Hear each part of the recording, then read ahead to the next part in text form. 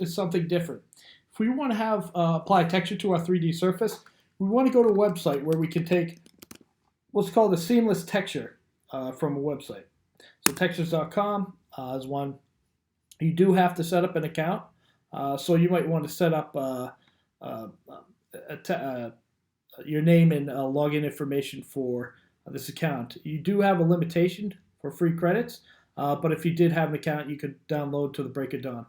So in any case, I'm going to want a texture for my ground plane, something that can repeat and has a seamless pattern. So let's say I want a brick ground. So I'm going to put brick. And I have 4,640 options to choose from. I hope you can make decisions, as that's part of uh, the heart of being an artist, making right decisions. So this might be a little too glossy. It's also going to show a what's called a bump map or a displacement map, and that's something that you could add to textures. 8K is a little too high for an educational map. So what I would assume is you could take something that's also available that is something like 1K or 1024 by 1024 pixels. So I'm just going to click this one. Now you do have a really nice rendering. In any case, we want this flat map and we want this bump map or displacement, but we also could take a normal or a roughness map. I'm going to try to take one of each so I can show you all different aspects of the inputs for materials. Let's see, I'm going to take a medium because that's probably the best bet we have. Purchase that. Going to get another medium. That's the displacement, which is going to lift texture information off the surface. I'm going to take this one here, which is a normal map. That uses light rays to show the direction of which the surface should light up based on light information. You have roughness map, which is going to indicate to our texture how glossy it is in certain areas. You have also an AO map, and think of this like proximity shadows. Let's say you have two objects really close together. You're going to see a little bit more shadow in between because light is ambiently occluded from that space. And let's see, I'll take one of these. I think I already downloaded this, but just to make sure I have enough credits for the day. You have a color checker also, which is used to color correct in a post-compositing program, but that's not what this class is about. That's more of a video production technique, just to make sure that colors are accurate. In any case, I'm going to go back into this tutorial so we can start to lay this out. Now, I have the surface right here. I don't have a material on it. So I want to go to Layout. And then what I want to do is, with this plane selected, I want to add a material. So I put the standard material on there. And I want to open up that window. So I go back to General. And then I just click that button. That's going to open up the area. Now that I have a material on here, I could just go through here. And I could apply like a different color. Like, let's say, oh, yellow is a good color. Or maybe a warm orange or a magenta, possibly. In any case, I do want to select an image to apply to my diffuse. Now, remember when we downloaded a few different types of maps? You have a diffuse map, which could be in some programs referred to as albedo or color map. You could have an opacity map, opacity being you can't see through it. Transparency would be the exact opposite, which you can see fully through it. And then you have your in-betweens, like you see that it's semi-transparent. So they have maps for that. They would be called alpha maps, and they're usually black and white, and grays in between, given its amount of transparency or opacity, whichever way you look at it.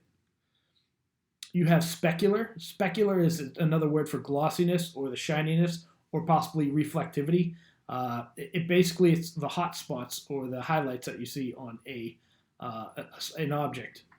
You have ambient. I would say stay away from this one unless you are texturing like a light bulb, because light bulbs are sort of lit in a way that is phosphoric. Emissive is another one, and that's like your glow map. if you put some sort of texture map to a glow, whatever is colored in with a certain color will glow that color. So in a way, it's used to really be a quick solution to add lights to games. Bump. Bump is like you're adding a simulated relief or sort of a textural surface onto an object. It's not as advantageous though as a normal map, which doesn't just give you height information, but it gives you directional information to your textured surface. And then there's reflection and refraction, and that could be how much of an image is reflected or how much it's refractive. You have both. Cube map. Cube map. I'm uncertain of this one. Have to get back to you on that. In physical, again, I'm not sure how this sets it up. With gloss, usually you have maybe say a shellac coating of refurbishment, or you might have a metal layer. So with metal, I know this. When you look at a highlight on a metal object, it usually really shows off the true color of the metal. With something like plastic, you usually get a white highlight. But with metal, you see something like with gold, it would have a pure yellow highlight. Or it might have something like copper might have an orange hue for a highlight. But again, depending on what kind of metal it is, there's a variety of different ways you can depict that in a 3D platform. In any case, I'm going to add this diffuse. I'm going to try this select an image. And I'm going to go through, actually I have to import these images through this download option that I went through. So if I go through there, under downloads, I have my textures, I have the albedo, that's my color map. I also have the AO, the ambient occlusion, the height, which is also known as a displacement map. Normal map is a normal map. These are great for games. Usually we haven't, the best video game companies have not figured out how to apply displacement maps in real time. So they're trying to figure that out now. Some way they can effectively have it refresh 30 times a second at least. Normal maps is what they use currently, and there's a difference between these two, though this has advantage in level of detail. Roughness, again, has to do with glossiness, and of course these have to do with another project. So I'm just going to select this one, and I'm going to bring, hey, what the heck, you know what, I'll bring them all in. And it's going to take a minute, just give me a few seconds. And of course it's going to load in at the bottom. Of course, 5 files, the more you import, the longer it will take because it is processor heavy. I'm not sure what this means right here. It might be a failed import, though I could be wrong. Oh, it's still importing. Okay, I think that's what it means. Okay, so I have these files. Looks like I closed it accidentally. Just trying to expand this so I can see what each one is. Don't believe it will tell me.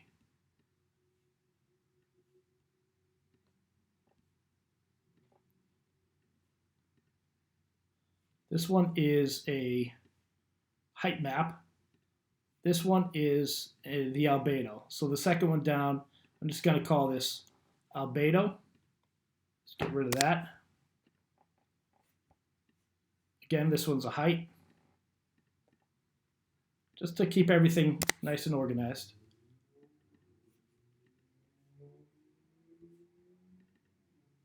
This is the normal.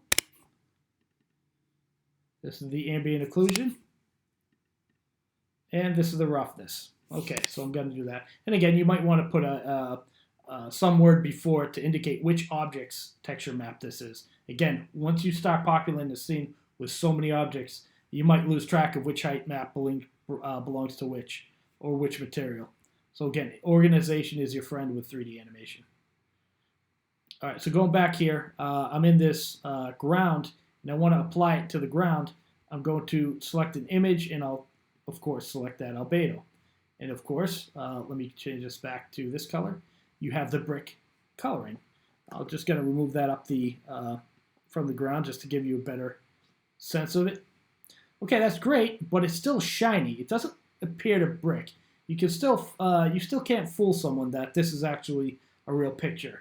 So what you want to do afterward is go to specular, and this is where we're going to add our roughness map. So I want to go through here, go into roughness, click on that, and it highlights a little bit. It's a little too glossy still, so I'm going to put, I don't know, 20. That sound okay? That's going to break it down a little bit. That's still a little too glossy. I'll put 10. And hopefully that will be enough, because even brick has some level of reflectivity. Regardless, because it's so rough of a surface, on a micro scale, that breaks up the light so that it seems like a rough surface. The light doesn't bounce off collectively in one direction. The particles will scatter on a rougher surface. Ambient emissive bump normal. Hey, I have a normal map. Let's use it. Put this normal map, and then you start to get the options, and it's starting to look a little more realistic now. And this is the light. You can change it around, and it's going to update in real time. This is the beauty of a normal map. But again, it's still a little too, it looks still like clay. So, you know, I have high demands for my students, so I want to show them these particular methods. So I want to bring down this to about, let's do 3 now. All right, that's a little better. Now it's looking rough. We also have a couple other maps here. Scale factor, scale that up a little bit. We have ambient occlusion. Now, this particular shader, the standard shader, does not have inputs, I believe, for ambient occlusion or height. You would have to go through a what's called a physical shader to get those inputs. So I'm going to try that now so we can take a look at what those include. And if we select this, open this up, I'm going to apply the same type of shaders. Base, that's another way for color, what you might want to say. Going to include that there. Now it's physical, so it's going to be a little more, the terms might be switched up a little bit. Going to put the roughness map in specular. And of course you can always tune it down a bit. Clear coat, ambient occlusion, you want to take your AO. You also want to take your bump. I don't believe it has one. Okay, that's usually the normal map. Okay, it's still a little glossy too. Here we go. Now we want to take the height. And that actually might not compute in real time. Again, it's something that is being worked on for real-time technology. In any case, you have all these different settings that are going to be a little more difficult. But you have a repeat also. If you want to repeat the tessellation, you could do something like 5, and it will repeat that way in a seamless pattern. It should anyway. So once you have that, you might have to increase the intensity of a light. Let's say I want 300. That's going to light the whole thing up a little better because light does fall off quadratically. Still a little glossy, I get it. So I'm going to also go to Material and take down the specular a little bit. It's a little too glossy. That's too bright. Let's make it a little more orange. That looks good. But you know, it's still too glossy, so I'm going to have to increase the roughness a lot. I don't think this applies. Let me try this again. Roughness, here's where we increase it. So I'm going to put 1. That takes care of it, but nothing's 100% glossy like that. So I'm going to put 0.9 roughness, maybe 0.8. So that might work a little better into your favor. So anyway, hope this looks realistic. This is where you begin to start to tell the story, and how you begin to create photorealistic shapes is with, in combination with the light, accurate textures.